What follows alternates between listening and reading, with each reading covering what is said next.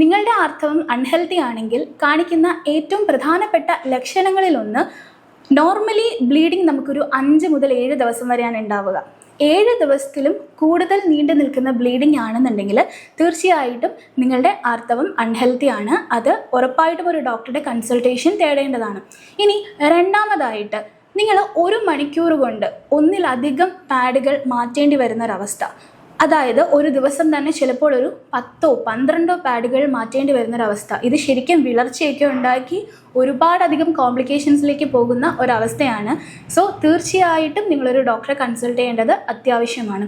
അടുത്തതായിട്ട് നിങ്ങൾ പീരീഡ്സ് ആകുന്നതിന് ഒരാഴ്ച മുമ്പ് മുതൽ തന്നെ ഒരു ബ്രൗണിഷ് ഡിസ്ചാർജ് പോവുക, ഒരു ബ്രൗൺ കളറിൽ ഒരു സ്രവം പുറത്തേക്ക് പോകുന്നൊരവസ്ഥ.